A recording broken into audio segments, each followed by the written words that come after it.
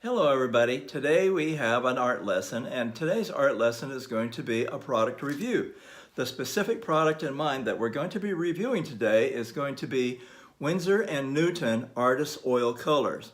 Now, the way I got introduced to Winsor & Newton Artist Oil Colors was pretty interesting. Now, this was back in the very late 60s when I first started attending my art classes at Brigham Young University, and I was in my beginning oil painting class, and we were assigned to get certain colors for the oil paints that we were supposed to buy. Now, I am putting myself through school, and so I am extremely budget conscious, and there was one brand name that was very popular with the oil painters at that time. That was Grumbacher, and Grumbacher is an excellent oil paint. But I'm looking at these prices, and anything above a couple pennies is just expensive to me.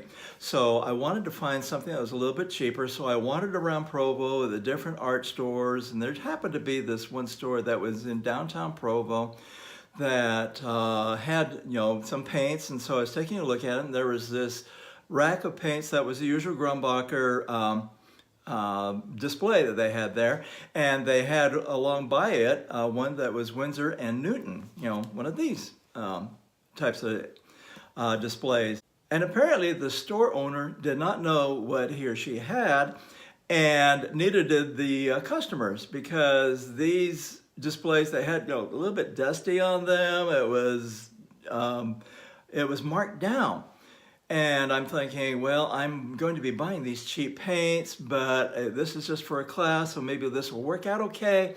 And so I went ahead and bought my paints, being Winsor & Newton.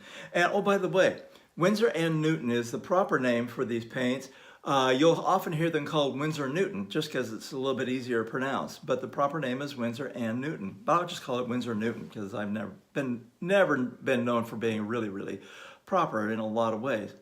Anyway, so I buy these paints, and I'm going to the class. Everybody's got Grumbacher, because that's what they sell over at the Student Union Building, which at the time was known as the Wilkinson Center. And anyway, so everybody's unloading their paints, and I'm feeling kind of insecure and kind of a little bit less than, because I bought these really cheap paints. And anyway, my art instructor comes up, and he looks in my paint box, and he picks up these paints, and he goes, "You got Winsor & Newton," and he just held them to his chest like he was just in heaven. I'm going, okay, I guess I did something right. Well, come to find out, they were a very good quality paint. So anyway, what's my review on them? Well, I've been using them professionally, and frankly, I love them. I really like that they have good light fastness. In other words, they're not going to change color or fade color over time. Most of the times I can use this straight out of the tube. If I need to thin it down, I just use linseed oils or safflower oil, walnut oil, whichever one you want to use. They're good for that. And they are a nice cross between professional paints that you can buy just about anywhere, most any hobby store or most any art supply store. They are manufactured in England, and it's a British company, and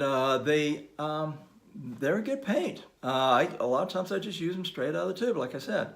So anyway, yes, I do recommend Winsor & Newton, but make sure that you get the artist oil paint. Okay, see right here, it talks about Winsor & Newton, the artist oil paint. The reason why you want to do that, because Winsor & Newton also comes with another brand. It's called Winton. And Winton is more of a student grade. If you want professional quality, get the Winsor & Newton Artist oil paints. And I definitely recommend them. Have a great day. Talk to you later. Bye-bye.